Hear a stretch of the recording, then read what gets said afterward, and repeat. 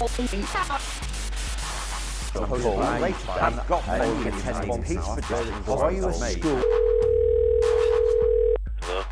everyone, I'm Doug Melia, host of Same Kit Different Day podcast, and I've got Mark with me today. Mark, how are you doing? I'm all right, thank you, all things considered. So Mark, for the benefit of our listeners, could you tell us what your job role is now and whereabouts you work, who you work with? The humorous one is to say I'm a government directive implementer. The honest one says I'm a head teacher for a primary school. Head teacher, voluntary aided primary school, Church of England school in inner city Preston, serving quite a diverse and challenging area. And I forgot what your other question was. Sorry, my brain's a bit mush. No, that's all right. So we met on a recent course where we updated your physical intervention training. That was sometime, was it earlier this year or last year? I lose track. It was back in the spring term before this glorious lockdown started. That's right. You came and did those days. I know, those heady days. You came and did the legal side of things for us then when colleagues did all the physical side of things, which was that's how we met. Yeah, that's right. Now the sort of legal stuff we do, we're often translating government guidance, so I'm no stranger to stuff coming out from the guidance from the government. We always have to look at that compared to things like health and safety, human rights, safeguarding, and then come up with a sensible course for people to follow. Now, I know I was speaking to you the other day. Roughly how many government guidance documents have you cast eyes on over the last week? Well, in terms of all this proposed reopening of schools, at least 14 different government documents. Some are supplementals, and in those supplementals, things are repeated in each one. Some are slight differences. And in a 1 week period, some of those were updated as well. So it's been an interesting time. Yeah, pretty confusing. So just off the COVID-19 rhetoric, because we're going to get back on it, don't worry. How did you get into your profession? I always ask this of the guests on our show. Well, I don't know. It's always one of those things I always wanted to do. I always wanted to be a teacher. I always enjoyed actually being at school myself. I wasn't the most academic of children, far from it. But I just actually enjoyed being at school, enjoyed the whole experience. So it just seemed a natural progression for me to actually go into teaching. To stay there. Excellent. Yeah. I've also got extended family members who have been teachers. I mean, some no longer with us, but various different roles as teachers or head teachers or special needs teachers. So I had a connection there. Excellent. And has that always been in the Lancashire area? My whole career has been for Lancashire, yes. Excellent. 26 years nearly now. Wow, brilliant. So what's the views of other heads around? I know that, you haven't had a break, have you? You've been in pretty much straight through. The only days we've taken where we've not been open has been the bank holidays. Apart from that, we've been open every single day since lockdown. We've done a rota to look after ourselves. So yeah. I'm only rotated on Monday and Friday to be in school. Still working, even if at home. Yeah. So yeah, I've been in more days than that, and so a lot of other stuff. We've tried to look after well-being. In the early days, we did, apart from leadership team, we took on the lion's share of responsibility, rightly so. Everyone else did 1 day every 3 weeks, just to try and manage them in terms of their well-being, also their potential exposure to the virus, where we're still learning, we're still not entirely sure about the children's role in transmitting it. Yeah, exactly. For us, it's been. I was over in Dublin and I locked down as soon as I came back, just because of the nature of me travelling from school to school. And I've spoken to some people, and it's almost been like a bit of a wartime mentality where people have been like, let's get out there and let's help people. But then you've got the government saying, stay at home. So I think a lot of people haven't known what to do, especially teachers, because as well as being teachers, you're mums and dads, aren't you? So you've got to manage the risks of your kids being at home. How have you seen teachers manage that? It's been a big challenge. A lot of worry, a lot of concern. We've got a fair chunk of our population of teachers, support staff, and also our children come from the Black and minority ethnic community, where there is information out there that the risk is increased for them. Yeah. I have had staff members who have lost extended family members through this, so we bear that in mind. That's Yeah. quite real and quite raw for them. It's it's a huge burden mentally for everybody. And I suppose as head teacher, I'm always conscious of, am I expecting staff to do things that's appropriate? Am I expecting too much? What's their well-being like? My own family. My wife's a primary teacher as well, so at her school, she's in and out on a rota. Yeah. Thankfully, my own children are a bit older. My youngest is nearly 17. My oldest is 20, so they're a bit more able to. They're less in need of direct care than the younger ones. But I've got staff with young babies. Of course, it's a balance and it's a challenge. Have we got it right? Only time will tell. Yeah, of course. I mean, there's a lot of schools look to coming back on the 1st of June or trying to put risk assessments in place for going back. What's the general consensus amongst your community of leadership from the clusters of schools?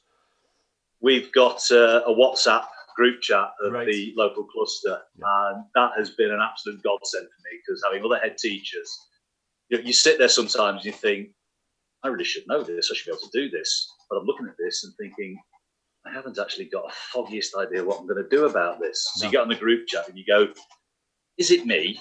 And it pings back straight away, nope, same boat, I'm just having complete head explosion at this point. So that's been really good, but also it's been good to sort of share ideas, to say, well, I'm thinking of doing this, what do you reckon? Well, I like that, but have you considered, and what about doing this, and try doing that? So even though we serve, geographically, I think we're less than a mile and a half apart from each other for a lot of schools, the diversity between the schools is quite significant in terms of demographics.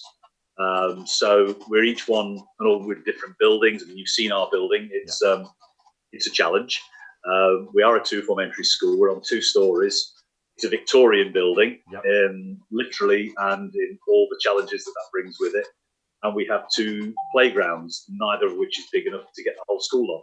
Right. So with a total population, including nursery, of nearly 450 children, it's a huge logistical challenge to try and respond to the guidance, to try and bring even some of them back. So 1st of June, I think I know of one school that if they're told they need to, they're going to be ready by the 3rd of June. Yeah. We're looking at the 8th at the earliest possible, and I know some are looking even as far as the 15th. So it's differences, but we're responding according to our need, what we can actually practically, and as far as we're concerned, as reasonably safe as possible can do. But it's not clear cut by any stretch of the imagination. No, there's so much ambiguity for me as well. I mean, we've got, similar to you with the WhatsApp group, we keep in touch with other trainers in our professions. And we sort of train with each other, and I go and refresh with people, and I go and train other trainers. So we've got a great community that we've had for sort of the last 20 years. And we've all been trying to make sense of the guidance around things like social distancing. And then we think we've put a plan together, and then I go off to Tesco's and I think, well, this isn't working. You've got all the social distancing, but the guy that's putting the veg on the shelves is sneaking behind me. So, like, is there no social distancing from the back of a person? Does it just matter about the front of the person? And then, again, we did another risk assessment to say, right, let's go back. And then they started saying that people could share cars, but they're not allowed to look at each other, or they've possibly got to wear a mask. And you think, where is this advice coming from? And we just keep coming back to risk assessments. We keep coming back to risk assessments. And I wouldn't blame a school if they said, our risk assessment says that, no, our risk assessment actually says, no, we can't facilitate that. We can continue to facilitate the amount of children we've been having and the vulnerable children to make sure there's no safeguarding risks, or for the children of key workers. But if Tesco's can't do it properly, and as you say, there's families that are dying as a result of this, I wonder if it's fair to say, right, 1st of June, off you go back in again. Do you think you're going to have much resistance? I mean, you've already said some schools are talking about the 3rd and the 15th. Do you think some people will just say no? Well, we've actually been, the last few days, we've been busy surveying the parents. We've said, great, looking at our building and everything else and staff availability, we've said at the moment, accommodating year 6, we're not able to do. So we've looked at nursery, reception, year 1. We still haven't said we can certainly do that. We've been surveying the parents to see we've got a Survey Monkey survey out, which has come back roughly 60-40 against coming back. We've been ringing round today. In fact, just when you called me, I'm just halfway through doing it. Just doing a spreadsheet of all the responses. Staff have been ringing the parents directly. Right. Those we can get hold of. Again, I would say the majority are no, they're not comfortable yet sending their children back. Yeah. Because we've had to be honest, you've seen on the news, we won't be able to offer an education or a classroom experience as we did before the lockdown. That's anything like it. It won't resemble a normal school. No. You will be in one of these glorious new bubbles, and you will stay in that. You won't interact with other people. You won't have the soft toys. You won't have the things we can't clean. No. You won't have this. You'll have limited time outside. And you look at it and just think, as an educationalist, this is horrible. This is not what we're meant to do. And I understand the need for distancing, but it's, anyone who's never been in a reception nursery classroom, at least it's like herding cats. Yes. So the guidance document, and I'm happy going on record saying this, the section that talks about the social distancing schools, in year 6 and year 5, and certainly earlier, we have to teach about inference in a text. Yeah. What is the author trying to suggest? It is a masterpiece of inference, because it talks about we recognise that social distancing with children is extremely difficult, keeping the 2 metre distance. And then it goes straight to talk about no more than 15 in a bubble. So what are you actually telling us? Are you actually telling us you want us to put 15 in there, but you're not going to clearly say, don't do 2 metres. You're just saying, we recognise you can't. That makes it very difficult for us to have any specific clarity on how we're going to realistically do this. So we're trying to say, do we stick to 2 metres? Does that mean you have to sit 4-year-olds at tables? Yeah. That's a non-stop. That's more cruel than actually not having them in. That's right. And for those that remember Yes Minister and that, for my generation, if they remember Sir Humphrey would be delighted with the doublespeak and all the guidance, because it's so gloriously vague in many ways. You're not really sure what you're doing. That's my opinion. I know there's people who disagree, but it's for me, it's that lack of absolute clarity of you must stick to 2 metres, or no, you mustn't, and here's science that says that's okay to do.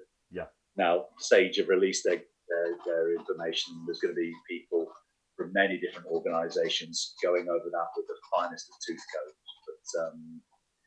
But I'm just not, personally, I'm not confident yet that we've got enough information to confidently say, we can do this. I've got a responsibility to my staff and to the children and their families, and I take that seriously, and I'm not going to play fast and loose with it.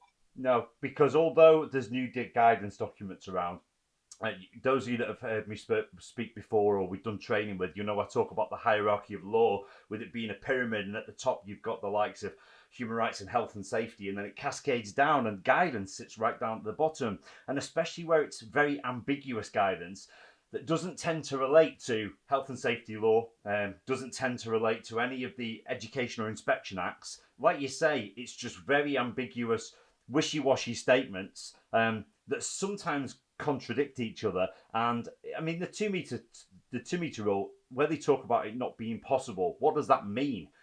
It's physically possible if we stick barriers in place, or we stick some kind of hula hoop with spikes on it, or another hula hoop round it. But it isn't possible to teach someone, communicate with someone, show empathy, do any of the things that we promote within the curriculum for children to learn. It doesn't make a conducive learning environment. So if it's just a case of getting everyone back so the Treasury's happy, so the country starts moving again, that would be the way it indicates to me, rather than children getting any learning done. I mean, we've already got a system of sort of 2 metre rule. It's called tables and desks, isn't it? And then you've got your own bubbles on those tables and desks. That's difficult enough to maintain without trying to then segregate the children on their own. What learning can you see done, or will it just be a bums on seats exercise? Given the age range they're getting in, learning is going to be very difficult. I mean, the guidance says, focus on phonics and reading. Well, if you're teaching a child at the age of 4, 5, 6 to read, you need to be sat alongside them. They need to see your face. Yes. You need to hear them. It's not just the words on the page. It's making sure they are pronouncing correctly? Is there a speech issues there? Are we developing their speech and language? Have they got specific exercises to do? Yes. And the closer proximity you are there, the closer proximity to breath. So does the teacher then put a mask on? Well, then the child isn't seeing the facial expression, isn't modelling the mouth posture. There's so many subtleties and nuances in teaching reading. I know one school, they've actually said they're ignoring all the advice about nursery section year one. And they said they're going to go and put their year fives in because they know they can socially distance and they can get some productive learning done. They've assessed that. They've made that decision. The governors back it. Brilliant. Great. Go for it. We're at the stage we're just looking at, well, okay, the guidance says this. Can we do this? What's the uptake? If we assess that actually we can't do this, then we'll regroup and say, well, okay, which groups can we do it for? Yes. We've tried to meet the guidance. We can't do it in the guidance. So where do we go next? The older they are, the easier it is to actually teach in a sense, because older children will be able to cope sitting at desks for longer. Yes. That's just the nature of it. 3, 4, 5-year-olds at desks, even for an hour? No, it's not going to happen. Not going to happen. So just on something you did bring up, which has sort of been the bane of my life for the last few days, masks. How do you feel about masks? Masks in a school setting? No.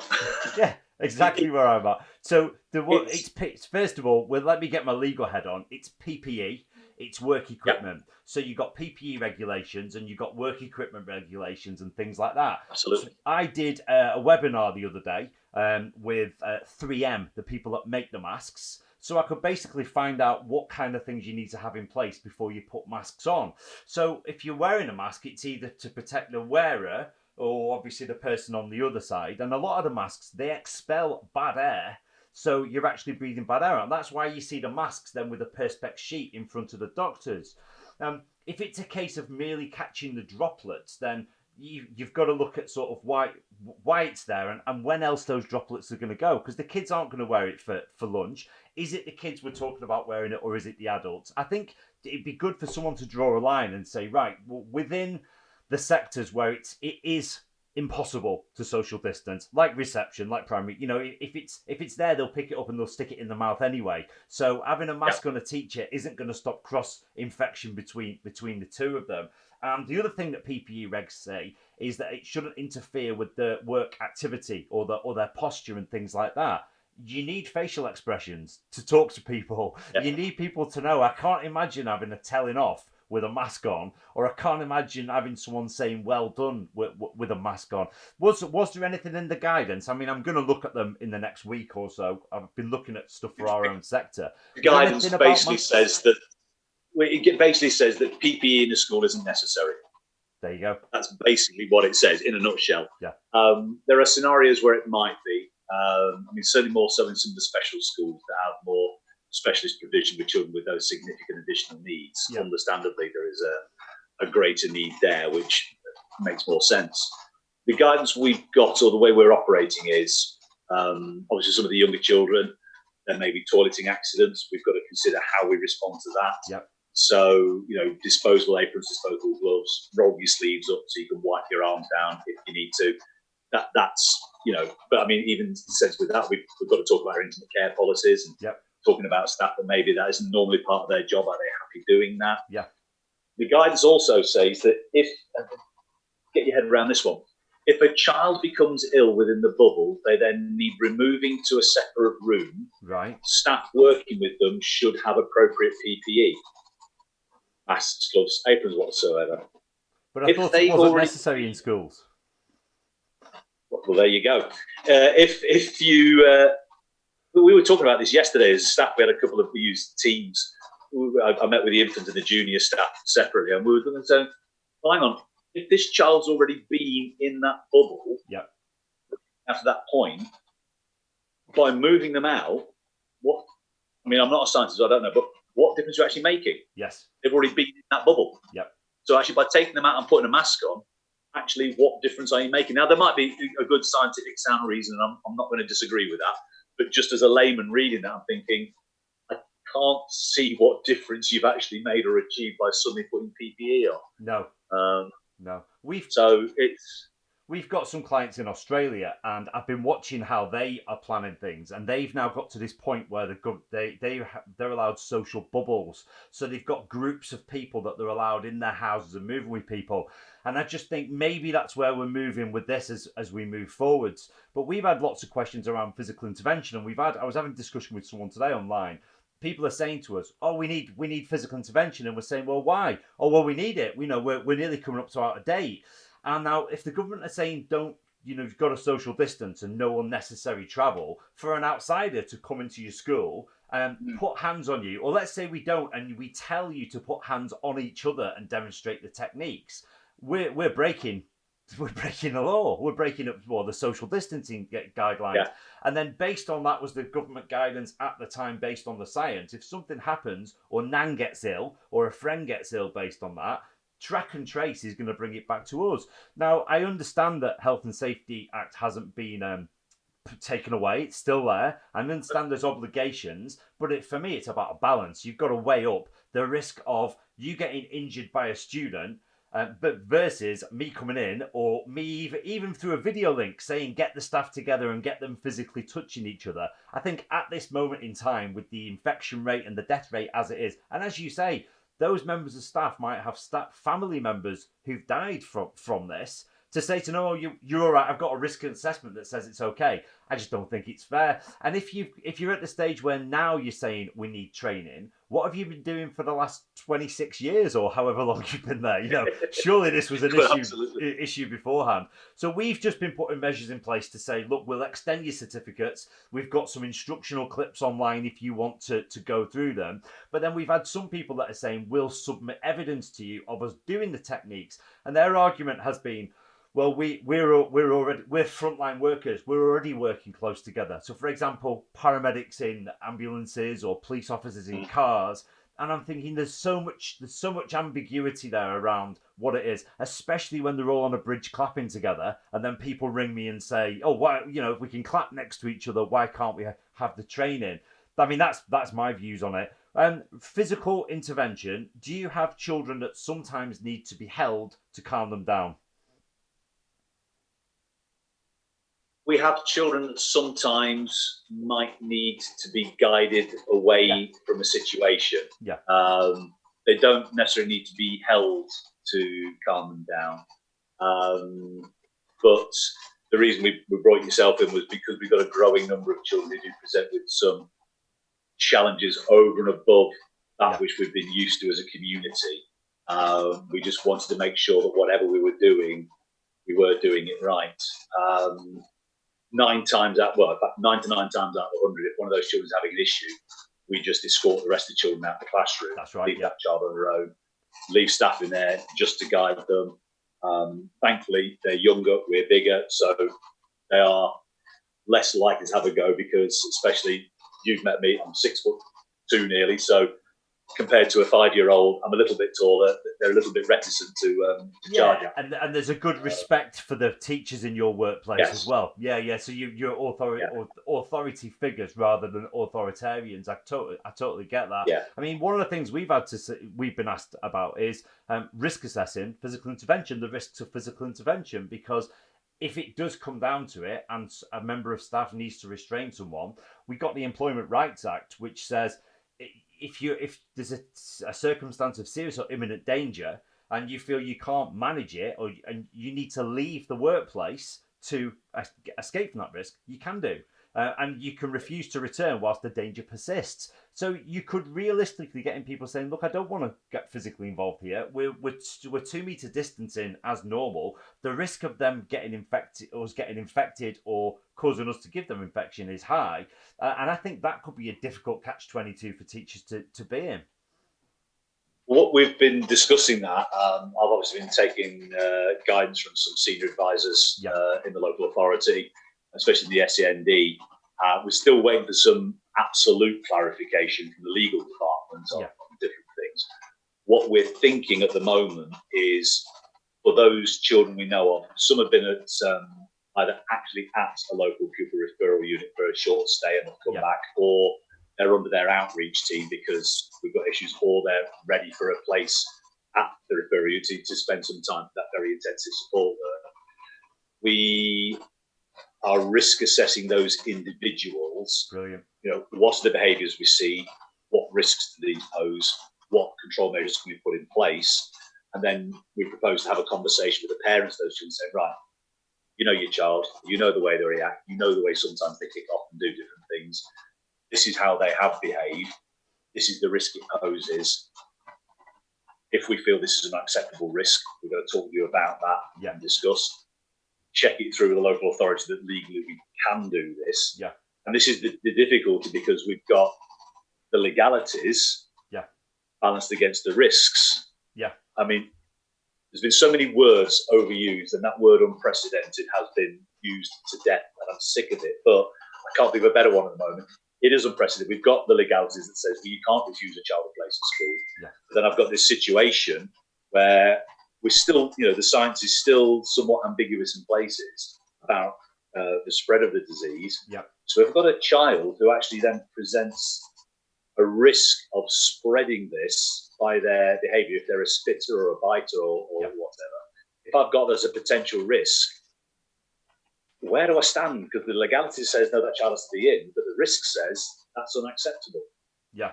I've got to find a way of meeting that in the middle. And the measures to deal with somebody who's potentially infectious with what we're told is a serious disease, and we know there are people that get it are dying from it, so there's definitely a risk there. The statistics shows that.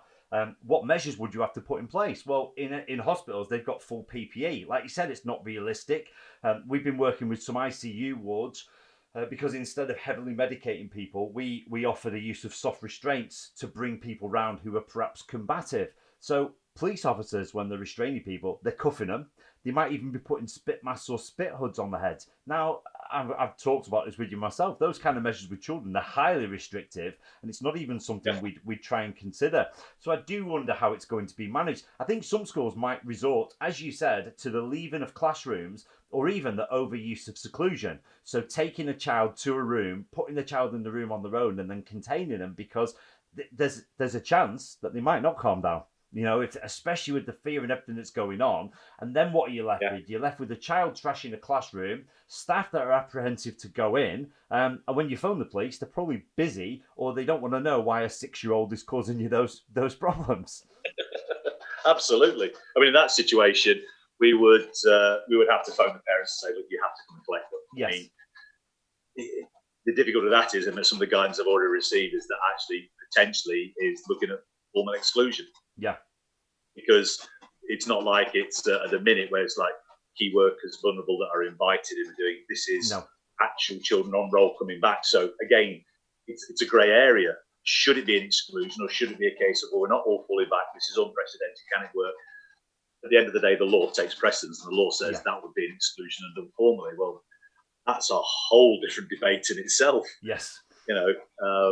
I think we would have to take it on and if it would have to be an exclusion, it would have to be an exclusion. Then got discussion about, well, okay, how long for, what category, what's this, So it's just another headache to add to the other headaches that are going on in the background. Of course it is, yeah. I mean, behaviour is always a current issue in any climate, and trying to maintain behaviour and have that, so it's not regimented but disciplined. I used to be a kids martial arts teacher, and my advertising was it's disciplined but not regimented. And the parents loved that, and they understood that, they have to line up, they have to be quiet when they're told, they have to achieve things and move forward. So what changes are you going to have to make to your behaviour policy to enforce these new rules that the kids, that, let's face it, some of the kids might not be following at home. They might not be following it in the street with their friends. We'd like to think everybody's managing to keep a handle on this. But I've been struggling with my own family. Mainly, to be honest, mainly the older members of our family who are like, why have you not come to see me? I'm like, well, you need to put the news on. You need to put the news on and follow a bit of what's going on. Well, what you mean you can't even come to my house? I must admit on that, it's just anecdotally from around here, we all noticed that after the Prime Minister's statement the other Sunday about, we can start to relax it, it was like a switch had been flicked around here. Yeah. There's a chippy around the corner from school. They're still doing the like one in, one out. The other night I was driving home, they were open. There was less than half a metre between people lining up outside. Post office over the road, one in, one out. People lining up outside. Suddenly the gaps that were there on the Friday were not there on the Monday. So we know, and we see the children out and about, we know they're not socially distancing, but we're still going to be trying to stick to that in school. In terms of how we enforce it, we were discussing this yesterday, especially with the ages of the children we're going to be bringing them in. The first things and coming back to your question about what we're going to be teaching, for a startup, we're just going to be checking they're all right. Yes. What is their emotional and mental state? You know, they've been away from school, they've not had, maybe, even if the parents aren't strictly sticking to social distancing, in the early days, there will have been a lot of that. So there'll be a lot of hang-ups. There will be the anxieties from some of our population, our communities, as I alluded to earlier. So we're going to be doing a lot of work checking they're okay, just making it as much as we can a nice place to be, which we do anyway, but particularly as they're going to be out of the normal classroom, out of the normal routine. The way they come in is going to have to be quite strict, lining up 2 meters apart, drop off at the gate, bring them through at specific times. You know, it's not going to be a case of everybody at the gates in, you come. We're going to be insisting on that distancing and they line up outside, so that's going to be strange. We're going to be teaching the children about, you know, if you do have to sneeze or cough, you get your tissue, you put it in the bin. We've just ordered a load of pedal bins now with lids, so the tissues can go in there to keep on that, you know. Trying to order extra antibacterial, this, that, you name it. You know, I mean, the only winners in all this are the PPE and the cleaning companies. They're going to be having a field day. Yeah. If their shares don't go up, I don't know whose will. So there's a lot of that. Use the word enforced. That's the question. You know, bearing in mind the age of the children, bearing in mind we're going to have to teach them, first of all, that actually this is the way when it is our time to come out of our bubble to move around school. The way we're going to have to do it. So we're going to have to practice that. You know, we're going to have to practice the hand washing, the supervising, antibacterial gel, all these different things are going to have to be supervised and taught for a startup. And that's what we're still getting the guidance on, talk about enforcement. What would be an appropriate sanction if they don't? You know, how serious is it if a child sneezes? How serious is it if a child coughs in someone else's face? If the science is saying they are low risk, how serious do we take it? At what point do you say, well, okay, for a 6-year-old coughing in your face, that's okay. But if you're 10, that's not okay because you're older, you're at higher risk. As you can tell, I've just got so many things running around my mind. We had this yesterday, but we did on Monday's leadership team with the school's union health and safety rep. We said, come on, let's talk together. How can we do it? We were there for about 3 hours. Yes. And every time we said, we can do this, someone said, yeah, but what about? Oh, we hadn't thought of that. Okay, let's do this. Yeah, but what about? So we went through that for 3 hours. And then yesterday in the staff meeting that we had, we said, look, we've gone through all this. And other people said, yeah, great. What about? And we're like, oh, great, I hadn't thought of that. So this is why it's so difficult, because each time you come with a solution, you've got a what about comes along. And that's, you know, that enforcement question. Yeah, what about enforcement? We don't know. No. Because we don't know how the children are going to react. Overriding is going to be their mental well-being. Are they okay? Yeah. Are they adapting? Are they adjusting? Are they traumatized? You know, all these different, they have enough going on in their lives anyway before lockdown because of some of the communities that we serve. So lockdown on top of this, you know, that's going to be our priority, is teaching the routines, but making sure they're just okay and they're happy to be back. Yeah, make sure they're okay, make sure they're happy. Interesting what you say about sort of the coughing thing, because I've heard the term weaponized coughing or weaponized spitting used by within my community now. And as you say, with the age of criminal responsibility sitting within primary school years, where do you stand? I mean, I used to work with in inner city Manchester, teaching kids self-defense and kickboxing and karate when I first left school. And when I was at school, there would be words said as insults that were racial slurs. And as we as we look at diversity and equality and things like that, we're having to, a lot of the time it's to do with low intelligence or cultural backgrounds and things like that, or of a lack of vocabulary when they get mad, to be honest, and they throw this word out there, and that could ruin the rest of their lives because it's deemed to be a crime. And as you say, if you've got someone coughing or spitting at someone and there's a genuine complaint made down the correct channels, that could change that child's life. You know, if you get a criminal record, you can't travel to certain countries. Even if you don't get a criminal record, you're dragged through the judicial system, and you've got to suffer that trauma on top of what is trauma in the first place, being put into a building when you've been moved from the building you've been told to stay at home and move forwards. That frightens me. It's a difficult balance, because whilst on the one hand we could quite happily deal with it within school. Yeah, and just make say, right, allowances. okay. But then when it gets out and a parent finds out that so-and-so coughed on their child, Yeah. an understanding that parent is left within the climate goes, hang on, what are you doing about that? That's very serious. How are you going to respond? You say, well, listen, taking them on their age, the risk of that parent could understandably really not be happy about that. You've then got a whole different problem. Now, I know some people might say, stop looking for problems, looking for solutions. Well, we are. We're trying to work on solutions, but we have to consider the potential problems. And it's just, interesting. I just feel that the chat we've had tells me that everything you're doing is preventative and not punitive. And that's the way I think it has to be. I think you've got to make the social distancing as fun as it can be because, okay, they're unprecedented times, as we say, but for some kids, it is exciting times. Some kids are like, I saw a meme today with someone saying a child's worrying about his powers after he wished for a miracle to help his exams. And you think there's some kids that can't believe the luck because they're off and they're not doing anything. If you can make it fun and you can say to these kids, right, this is a game. And like you say, house point to merits rather than if this happens, you'll be, because let's face it, I've always said to people, be careful of the threats you're making, because if you're not going to carry them out, it's wasted. It's just threatening people. So maybe that's the way for schools to look at this, assess kids' mental health, get them in school, make them have fun, kind of put the curriculum as we know it at one side and focus on those life skills, interpersonal relationships with each other, and just sort of get into the summer. Absolutely. And let's see what happens with that, because there's talk of summer schools now. Don't even start me on that one.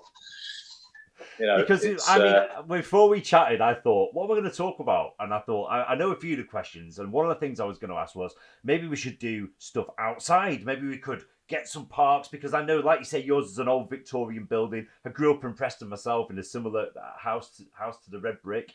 But then I thought, well, you got problems with getting kids there because you're going to have to put buses on to get them there in the first place. And like you say, every time you come up with a solution, there's another 5 sort of problems behind us. And this is the difficulty with so many different schools. I mean, they keep talking about comparing us to Denmark.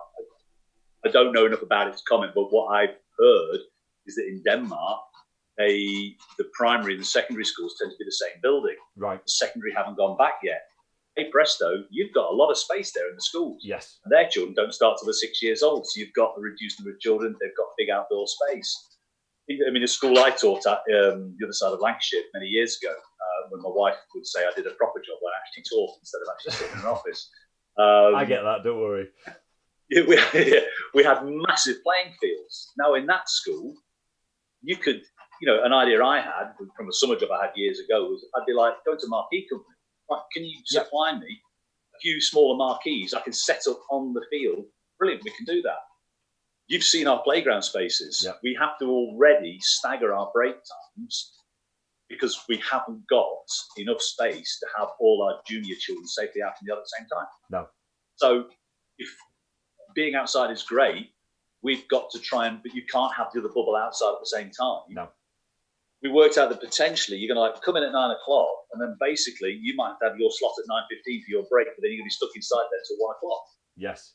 The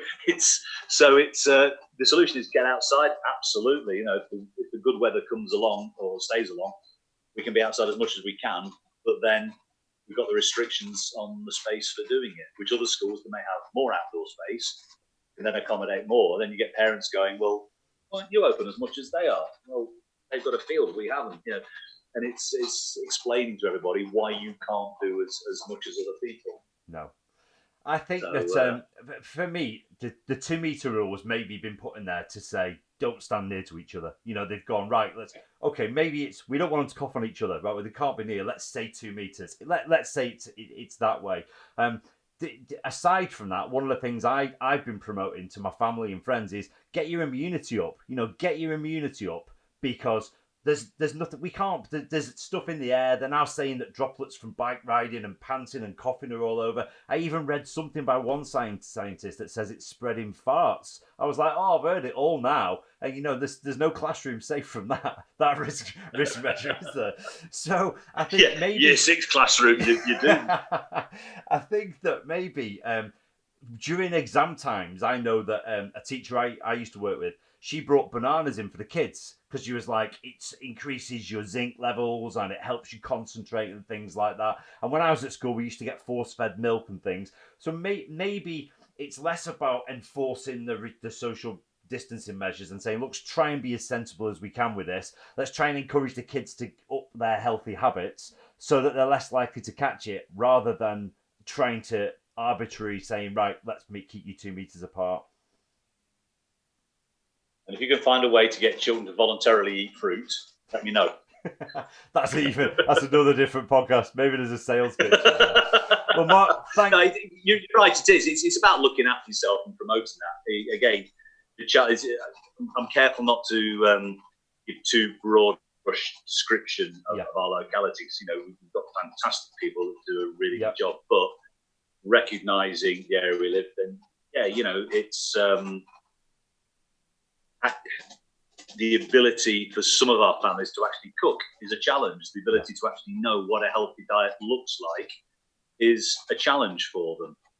So it's an interesting one. But you're right. And I feel that thinking back to the conversation we've had, I feel like I've been quite negative, and I'm not by nature a negative person.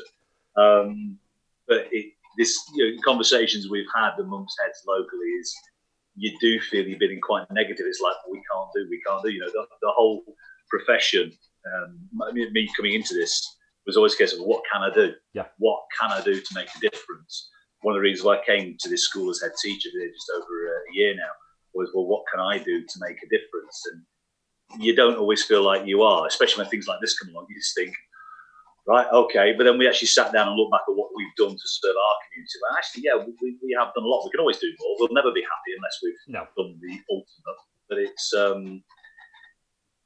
the next few weeks are going to be interesting, because there is understandable fear and mistrust in some of the things that are coming out at a national level. Yeah.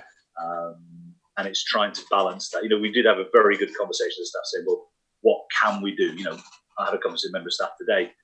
School's horrible at the moment because it's too quiet.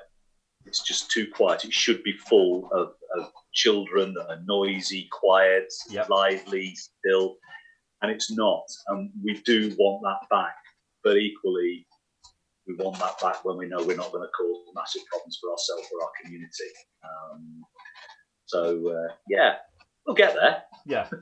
But just when and how? No, exactly. There's something I say to our clients, and I always say, look, if you risk assess, it's like the risk assessing the activity of physical intervention, and they talk about restraining bigger kids. And I always say, look, if you did it, if you don't think you're going to succeed, if you didn't think you were going to have a successful and safe PE lesson, or you didn't think you were going to have a successful school trip, you wouldn't just go, oh, let's wing it and have a go at it. You'd go, oh, let's sit down and let's go through the steps to make sure what we're doing is right. And I'm glad we've had this discussion, because I've had discussions with other people from different sectors, and we're all in the same boat. For the first time, we're having to say, oh, well, we're just going to have to sort of trust the government on this, or trust the fact that they're saying the rate of infection, of you catching it, is relatively low. We have to follow the guidance as best we can, but it is a case of sort of off you go, isn't it? Yeah. Very much so. And it is right and proper that individual schools are allowed to make their decision, because, as I said before, with our cluster, we're geographically not too far apart, but the difference in our buildings, premises, and communities can be quite significant. So you can't do a one-size-fits-all. What you can do is a one-size-fits-all specific about social distancing. Yes. And I think for me, that's the thing we haven't got. It's, do you do 2 meters or don't you? Just tell us that. Don't just give us a vague, well, we know 2 meters doesn't work. That's the problem. But anyway, I'm starting to moan again. We'll get there. We'll find a solution. Yeah. What that solution will look like, I'm still not 100% sure, but we're still working on it. We'll get there. Oh, well, keep us posted. And if there's any way we can support you, obviously, just let us know. Magic. Thanks very much indeed. Always. Thanks for coming on. Bye, Mark.